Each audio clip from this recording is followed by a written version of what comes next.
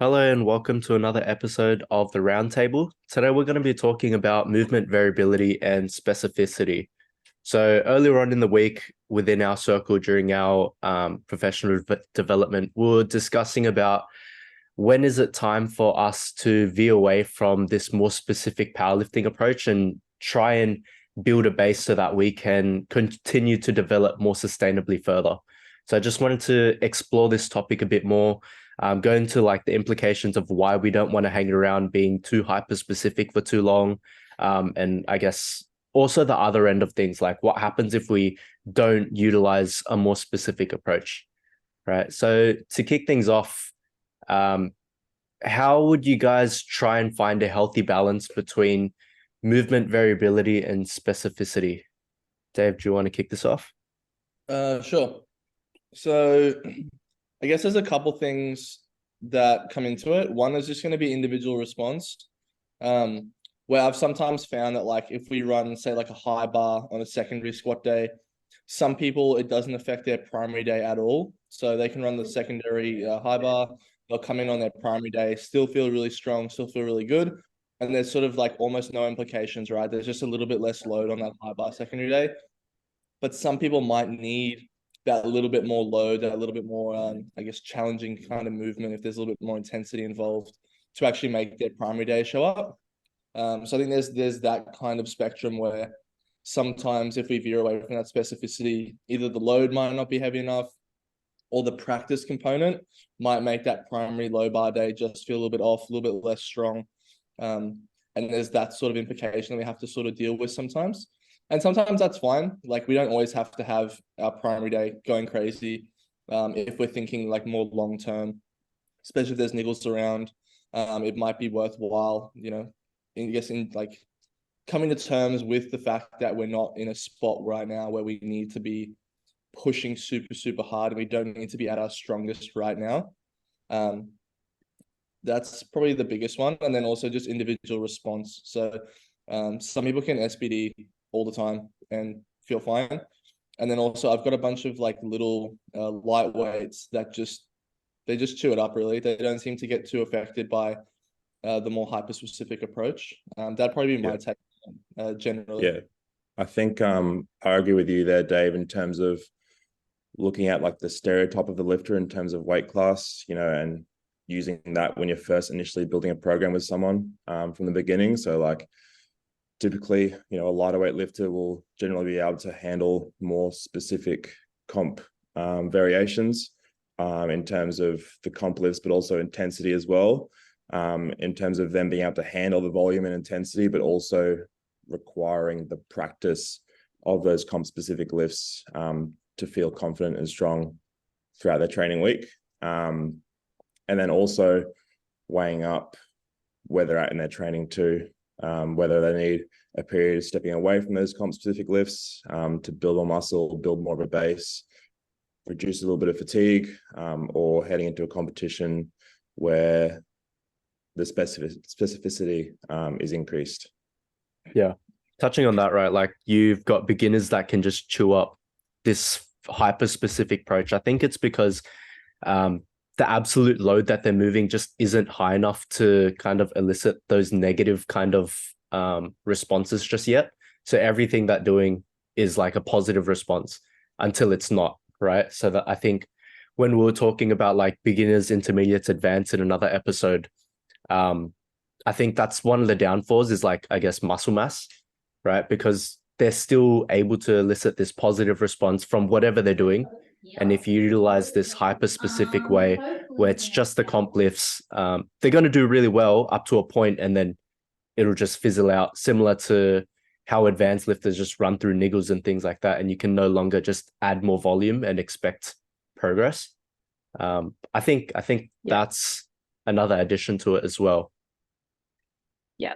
I think as well, like as a beginner, if you're just starting powerlifting, like not going right to the hyper specific end straight away can be really beneficial because one, you need to build that base to start with.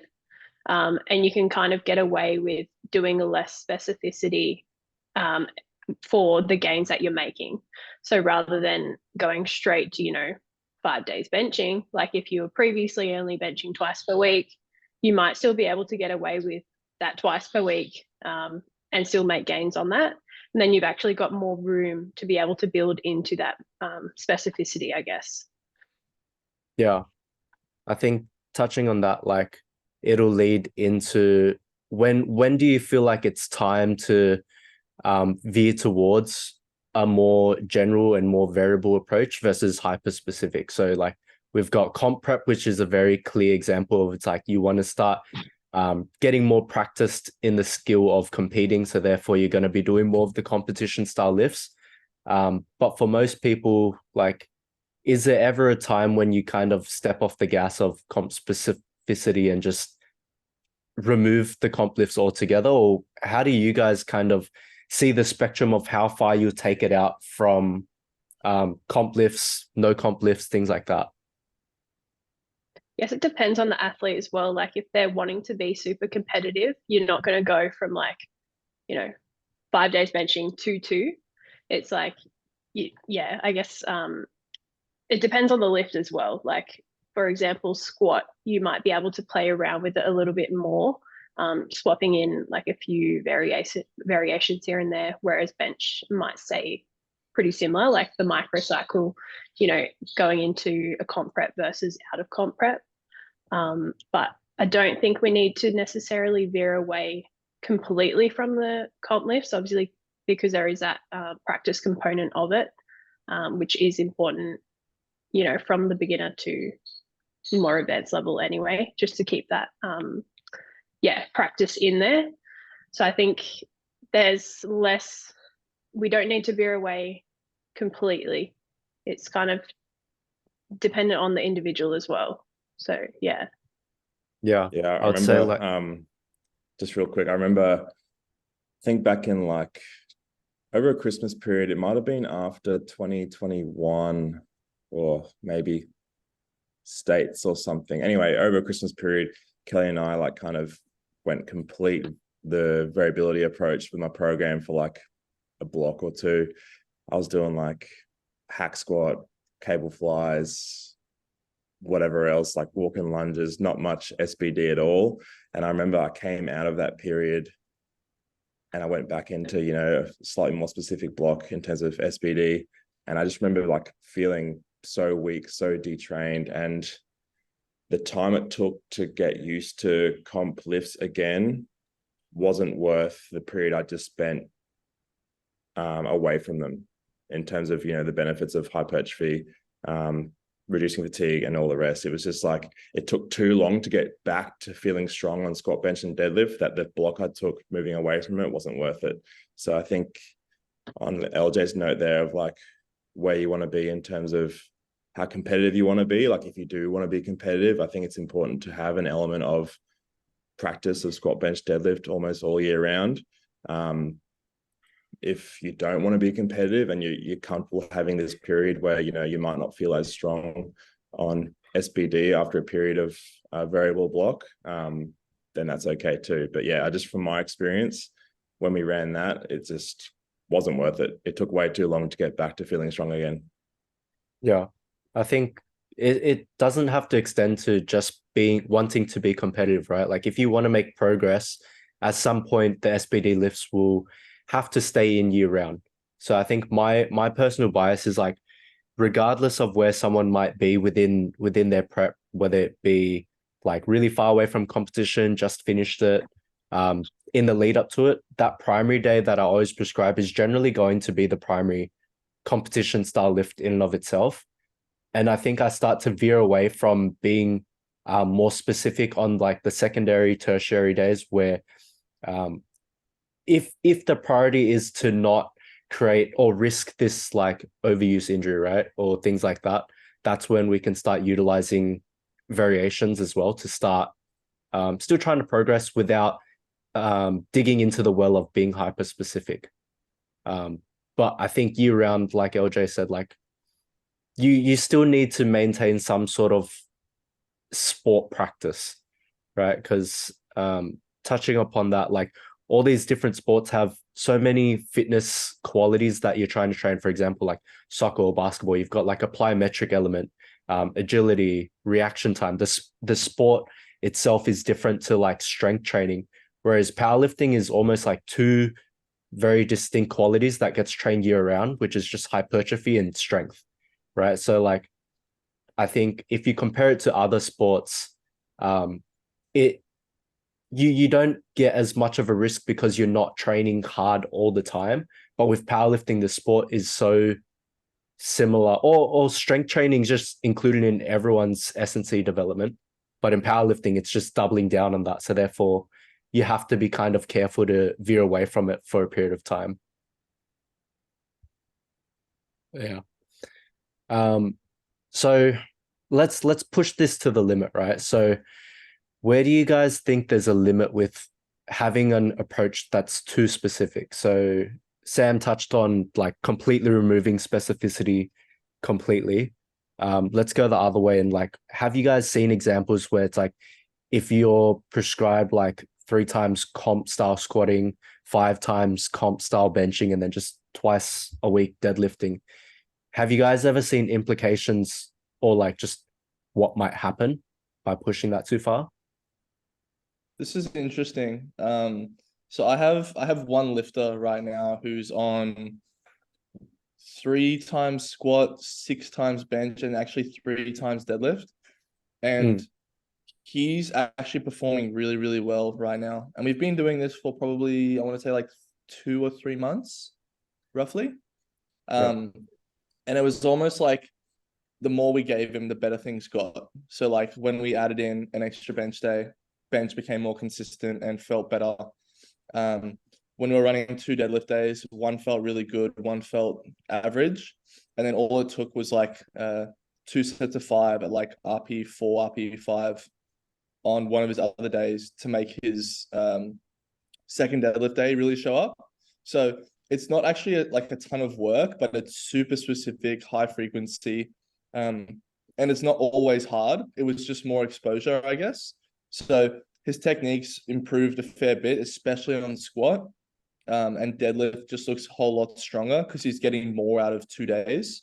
And then the third day is kind of just there to make other things show up. So we haven't had any negative implications yet, but knowing how hyper specific that is, there's going to have to be a time where we pull away and come back, because there's only so much like SBD on repeat that you can do before your body starts to be like, hey, this is kind of getting too much now. Let's take a break, kind of thing. So we'll see what happens with him, but for the most part now, yeah, it's been a good couple of months and we haven't had any negative effects in terms of niggles, performance, stuff like that. Yeah. I'm just curious, what's like his strength level and weight class and things like that? 59, 155 squat, 140 or 150 bench, and 210 or 215 deadlift. Yeah. Okay. Yeah. Interesting. Yeah. So it's like you've found like the secret sauce, right? Like the more you give him, the more he's going to progress. But I feel like as a coach, when you're planning your head, you're like, fuck, I've just given him like, this is the best that we can possibly do. But like, what's next? Like 4 times squatting, 7 days benching. It's like, yeah, it's like, where do you go from here, kind of thing, right? yeah, I feel like that's the main thing with like, once you run everything hyper specific and like, you're kind of in a place where it's like, all right, great, you've made all this progress. When you start to ask yourself, how can we make things better? It's like, you can't keep digging into this hole of like, oh, we're just going to make it more specific, because like you're done now. You've completely maxed out that as like a variable that you can touch upon. And the only way you can go is like essentially backwards and keeping that strategy. Sorry, Dave. I think the interesting part of this conversation is like, is there going to come a time where because he's gotten stronger, he now can't handle as much, and therefore going back and doing less work is actually going to be more appropriate and actually elicit, I guess, like better adaptations, better recovery, those sorts of things. So I think that kind of like fine balance, or that kind of line, is also interesting to see. Is it like, okay, is it only because he's, deadlifting, squatting this much weight that he can get away with it, and in the future we're going to have to pull back? Or is this, like you said, is this the secret sauce? Is this where it is? And is that like, I guess, where we're at right now and how are we going to move forward from here to keep milking out progress. Yeah. So in your mind, are you kind of like looking out for signs of like this is starting to get too much, or where's your head at with planning forward? So I'm slowly going to pull out a couple of things or change things just a little bit and just see what happens with his performance. So I'll probably keep bench the same, but I'm definitely going to take out that third deadlift day and see, I guess, instantly what happens to his deadlift and just see if it's fine. So maybe it might be a microcycle issue. So maybe that one day isn't showing up because it's too far away from another, or there's not enough volume or intensity on the other day. So there's heaps of variables we can play with. I guess the reason I added in the third day was because I want to say we were like 10 weeks out or something like that. And I was speaking to Steve and I was like, hey, this day is showing up really well. This day is not showing up. What should I do? I've tried, higher intensity on this day, lower volume on this day, et cetera, et cetera. But it just seems like this day won't get better. And he just said, just throw in 2 ascending sets really easy on the Monday and see what happens to that Wednesday deadlift. And that was like instantly huge improvement as soon as we put it in. So I've ran it post comp now that we're out and we're nearing the end of this first block post comp. And then I'm going to take it out next block and then I guess assess and see what happens with a less specific approach. Yeah. Would Is you? it more like you've got that secret sauce, right? So you know when you add that 2 sets of ascending deadlifts and you go more specific in terms of the frequency of deadlifting that he pops off. So I guess like as coaches, it's more on us in terms of constantly veering away from specific and not on more like a macro scale with the comp planning where we take it out when it's not needed and then we add it in when it is closer to comp to get them to pop off. Yeah, that sounds exactly right. Like it'll just be pull it away for a little bit and then we know it works. And it's kind of like that, card up your sleeve kind of thing where, all right, it's comp prep time. Let's throw in that third deadlift and, capitalize on the base we've just built with all this, I guess, less specific, more variable kind of work. Yeah. Yeah. I think on the athlete side of things, like when you think you've got the secret sauce, you kind of like, oh, I just want to keep doing it, right? But eventually there's going to be a shelf life to it. So when you do pull back, and I've experienced this myself, like I think I used to bench like 6 days a week. I was squatting 4 times a week at one point, and it was like, oh, now we're dropping back. And you can get a little bit demotivated because in my mind, the way I might perceive it initially is like, oh, we're not doing the most ideal thing right now. So you might draw back on like effort a little bit because it's like, oh, this isn't the golden micro, or like this isn't what's most conducive. So I guess unconsciously you might hold yourself back.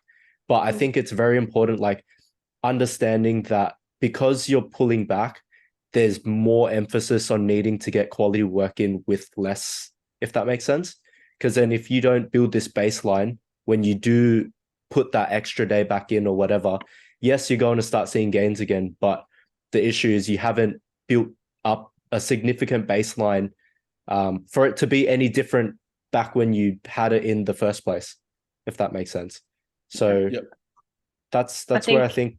Sorry, you go, Leanne. Yeah, that's right. I was going to say, I think that's where like the coach comes into play, like the education around what you're actually doing within that block and what the goal is. Like, say, for example, if you're taking that specificity out, knowing that it's okay that though, you're not going to be hitting a PR this block, but it's once you put it back in and you're going back into that comp specific block that you're going to pop off and like that's the go time kind of thing. Yeah. I think like the only reason why I pull back as well is like as coaches, you've kind of built this model of like, okay, once you start reaching like a certain number of frequency at a certain level of intensity, like people generally just can't sustain it. Right. And like me personally, like I kind of start thinking that way when it's like someone's starting to get towards the top end of like 3 times squatting, 4, 5 or 5+ days of benching. Two times of like deadlifting I find is pretty standard for most people. But like once you're veering towards like really high reps on those days and you're trying to add a third day, that's where I'm a bit like, oh, might be a bit much. right? Because we're all constrained to like 7 days of training a week. Everyone's got this same amount of time and you can only fit so much in. So me personally, that's where I start to kind of think, okay, maybe this, like, although even for people that are advanced and it's like, you can theoretically say like they need that specificity, you kind of need to hold people back in that instance, right? Yeah. Even like the opposite way around, I have a client where she used to deadlift twice per week, and then we ended up swapping out the secondary day for an RDL, and then her main day just started showing up really well. So it's like taking out that little bit of fatigue from the secondary actually helped, I guess, that primary feel stronger. So I guess you can kind of look at it both ways. It depends just what the athlete needs. Yeah. And potentially if you add that extra day back in, it's like now you're just getting more skill practice as well. Yeah, for sure. So I think we'll finish things off. This might be a bit different to our usual format, but I've got a list of like variations that we run for like squat, bench, and deadlift. And we could kind of just like spitball it. What's your take on like rationale and how usable it might be in someone's program, like how often you might use it across people that you work with, right? So let's just start off with comp squat. Who wants to go first? Comp squat. Well, yeah. Just we could just go rapid fire with it because I've got a bunch. Comp squat once a week from the beginning, 2 times a week for majority of weight classes, close competition. Nice. I would say it's a staple in everyone's program. If you're powerlifting or just dabbling in powerlifting, like you got a comp squat. Yeah. All right, let's go pause squat. Leanne, do you want to jump in on this one? Pause squat. It's good on like a secondary, potentially to like limit load, or depends. It might help some with their movement. Like if they tend to just bomb down into the hole, giving them a pause can help them get more comfortable in that bottom position. Yeah. Nice. All right, and we go tempo, Dave. I usually use tempo. Are we talking tempo squat or tempo squat? Tempo squat. Sorry. So we're going through squats. Tempo squat is usually what I use if people's balance kind of sucks. So if they shift forward or backwards, or they don't know how to maintain midfoot pressure, that's when I'll usually just go straight to a tempo, and that'll be on a secondary or a tertiary day, something like that. Nice. All right, we'll go bench. Extended pauses. Sam. Extended pause. People who can't pause steady enough, long enough. So shaky on the chest, people who dump, or people who have a tendency to like skip press calls. So like forcing them on that chest position for even longer. Yeah, nice. All right, we'll go tempo bench. So you could break this down. You've got like the eccentric portion, you've got the pause at the bottom, and then you've also got the concentric. So let's go, Leanne. Oh, if you guys also want to jump in on as well, feel free to jump in. I find tempo is good for people, especially who are learning how to use leg drive. I find that just slowing down the movement, they're actually able to feel what it's like to hold leg drive, especially on the descent. Yeah, that's something major that I've found with tempo. Yep. Nice. And that's just the eccentric, yeah. I virtually never use the concentric tempo. Yeah, no. Like for any of, actually, no. All right. Deadlift excluded. I think concentric tempo is like useless. Hot take. But like eccentric tempo is where it's at, but concentric, nah, it's a waste of time. Yeah. I had one client who did it from Chris's exercise prescription, who he had a pec strain / tear. So basically the concentric tempo was used to just limit load and work the tendon a little bit more. So good one, Danny. Okay, redacted. Rehab context. For rehab aside, useless. For performance. I thought I'd jump in there in case Ben's listening. Shout out, Ben. I've got your back, brother. All right, we'll go one more for bench. Actually, we'll go two more. Oh, I've got a bunch. So let's go Spotto. Spotto. Oh, I'm actually a huge fan of Spotto.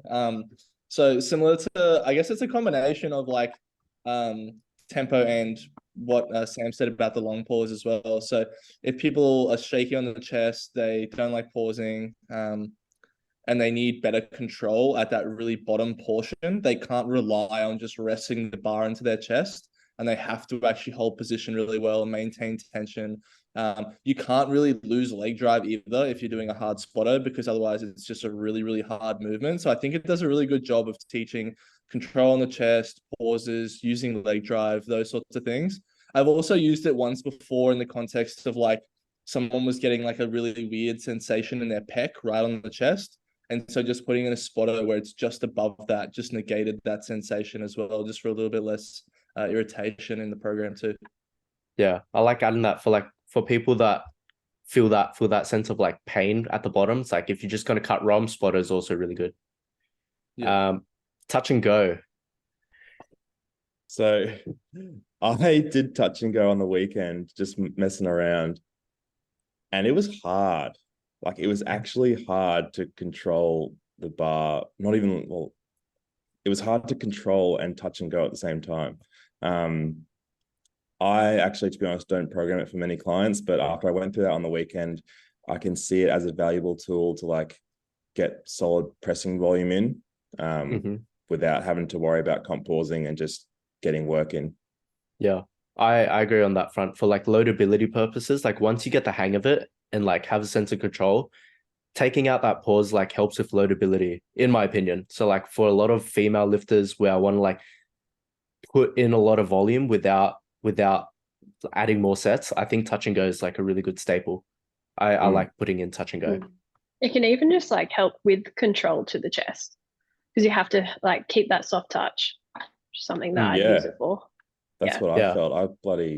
I struggled. I was like, this could actually be useful to getting a good touch.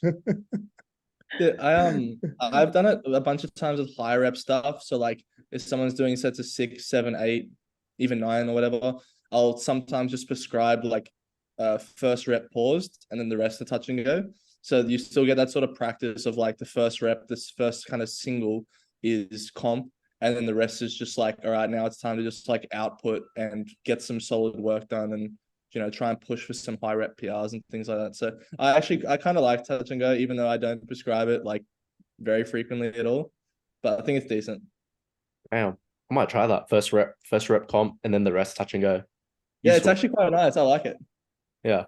All right, two more. All right, we got close grip or closer grip bench press. Muscle. Yeah, muscle. More muscle. Yeah. I like adding it as like a second variation after like comp benching, because it's different enough for it to not count in terms of like soreness and things like that. So like I just use it instead of something like a dumbbell bench, you might as well just do close grip. Yeah, I think going away from that comp specificity can really help. Even for me, like I find that mid grip is really nice on my shoulders.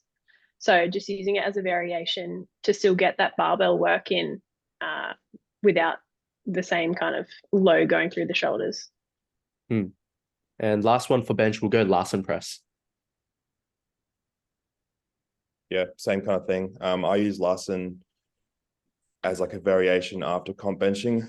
Just same thing, bit of a load limiter, get some extra pressing volume in to contribute to the whole volume across the whole week. Or people who, again, struggle to get a nice touch on the chest, it kind of forces that kind of upper back and ribcage control to get a nice touch on the chest without the use of the leg drive to keep you stable. Yeah. All right. Yeah. Let's go on to deadlift. So there's only so many variations of deadlift that you can do, but we got paused. Me personally, I think like sumo pauses are really good. Helps build tension and patience off the floor. Conventional like and more grip and rip style deadlifts is probably, I would say, useless.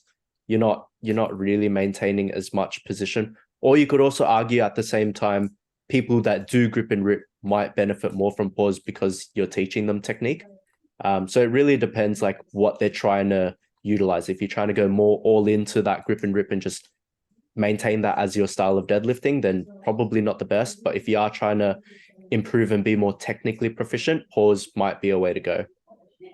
Yeah, I use conventional pause sometimes with clients, but if it is, it'll be quite low intensity and purely just for like wedge practice. For starting position practice, I normally like keep it pretty capped in terms of percentage of 1RM, just because it can be quite taxing, just holding the bar in that hinge position off the floor compared to sumo. Yeah. Moving on, we got tempo for deadlifts. Tempo. You could argue both. Go for it, Dave. Yeah. Okay. Tempo to knee, or at least tempo concentrics, I kind of like. I think the same as the pause, like you mentioned, I think it's better suited to sumo pullers, just because it is a little bit more of an upright movement, more leg oriented. So you're not just like slow mowing this deadlift and just taxing your back the whole time to stay in that hinge position. I think it's really good to teach people to stay on their legs throughout the entire lift, and not just like, use the legs off the floor and then they're locked out and it's a stiff leg kind of RDL. So I really like it for one, starting position, but then also, I guess, controlling center of mass on the way up and using quads and legs throughout the entire movement. Yeah. I find with one of my guys who didn't do very well from like pause sumo deadlifts, because sometimes like you would initiate and then you would leverage yourself into like an easier position. Like you just get more upright and it's not really that specific when you do initiate it. I found tempos as a viable strategy, because then you're just like controlling and it looks the same as your regular sumo. So I think people that cheat their pause deadlifts by like trying to leverage themselves in a more efficient manner, tempo might be the way to go to constrain. Yeah, I like it. All right. We'll go two more. Let's go opposite stance deadlift. So if you're a conventional puller, you go sumo. If you're a sumo, you pull conventional. Not very often. Yeah. Especially if you're conventional, like you're not really going to go sumo. Other than like I've programmed like a sumo RDL before for like a movement option, but not actually sumo deadlift. Yeah. I found, like conventional to sumo, probably never. Like if unless someone's trying to transition into sumo, like that's completely different. But if you're like diehard conventional, there's probably very little usability with sumo, unless you're hurt in a rehab setting and you can't, for some whatever reason, like use your back as much. Sumo might help in that instance, but very, very rare. There's probably a better substitute in that situation. Yeah. Did you want to jump in on that as well, Sam? In the other way around. I think it's doable. Like I'll also agree on the next one. Like I would say RDLs would be a better alternative if you're going to sumo into conventional. You'd rather sumo into RDL. Which is going to be my last one, which would be RDL, which we could bleed into. Yeah, so I was just going to say the same thing. If you're primarily sumo, but you can also do both. Sometimes a second conventional day just to keep the skill practice of full conventional deadlift. But yeah, if we look at RDLs, I think RDLs are pretty standard for most of my, all of my clients, whether they're sumo or conventional. Hinge practice, extension in the lower back, getting the hammies, glute strong. Needed. Yeah. Keys. RDLs are keys.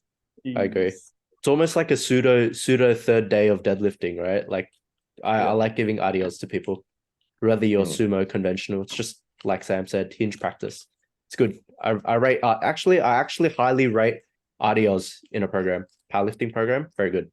Yeah, I agree. But I think that will finish things off. Thanks for trying out this little game that we had. But I enjoyed that. Yeah, that was good. I like that one. All right. Thanks, guys, for listening, and we'll see you in the next episode of the Roundtable. Thanks. Thank you.